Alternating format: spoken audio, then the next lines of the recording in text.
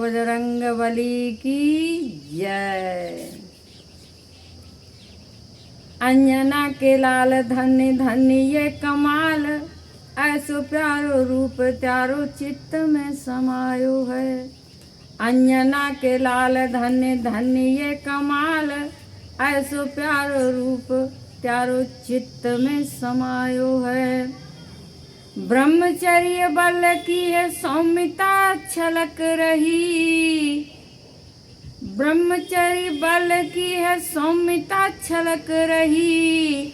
प्यार को पराग बूंद बूंद टपकायो है, प्यार को पराग बूंद बूंद टपकायो है। तन मन दोनों प्यारे हर्षित नाच रहे, तन मन दोनों प्यारे हर्षित नाच रहे। ब्रह्मनाद शंखनाद अंबर भरायो है, ब्रह्मनाद शंखनाद अंबर भरायो है। वैराग्य ज्ञान भक्ति मिल के पधारे आज, वैराग्य ज्ञान भक्ति मिल के पधारे आज। प्यार के पराग को समुद्र उमड़ायो है, प्यार के पराग को समुद्र उमड़ायो है। भगवान हनुमंत लाल की साधना करने के बाद जीव को संसार में क्या क्या प्राप्त होता है, उसकी क्या मनोदशा होती है, कितना आनंद आता है, ये तो कोई हनुमान का भक्त ही जान सकता है। भगवान हनुमान को साध करके हम संसार की हर बाधा को भी पार कर सकते हैं, हर ऐश्वर्य को भी प्राप्त कर सकते हैं। हर पृथ्वी से लेकर के आकाश पर्यंत जितनी भी प्राप्य अप्राप्य वस्तुएं सभी को प्राप्त कर सकते हैं। भगवान हनुमान का एक छोटा सा संस्मरण मैं अपनी जिंदगी का सुना रही हूँ।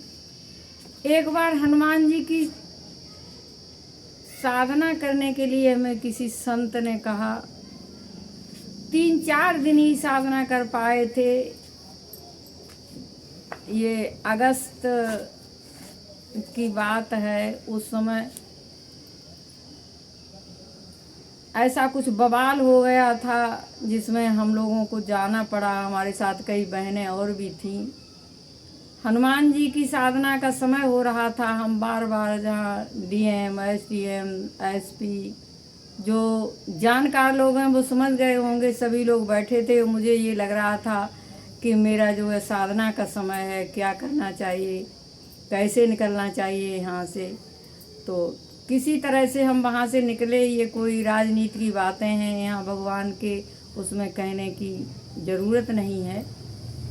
निकल करके किसी तरह से सकुशल हम वापस आ गए। हमारे दूसरी बहनों जो थीं, मुझे ऐसा लगा कि किसी अदृश्य शक्ति ने मुझको उठा करके खड़ा कर दिया और मुझसे ये बार बार कह रही है कि ये थाने के पीछे से निकल करके आपको जाना चाहिए। और थाने की इतनी ऊंची दीवार लांघ करके जब हम आ गए, घर पे आकर के हनुमान जी की मूर्ति के सामने जब हम बैठे, तो हमारी सारी थकान, सारा ग्लान, सारा क्षोभ जो है तुरंत ही समाप्त हो गया। उस समय मैंने ये छंद लिखा था कि भगवान को, और मैंने प्रतिज्ञा की थी कि भगवान को छोड़ करके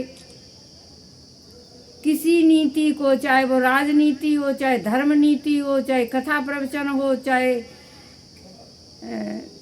कवि सम्मेलन हो, कुछ भी करने की बजाय मैं भगवान के चरणों में ही बैठ करके शांति को प्राप्त करूंगी और अपने जीवन को धन्य बनाऊंगी। जय श्री बजरंगबली।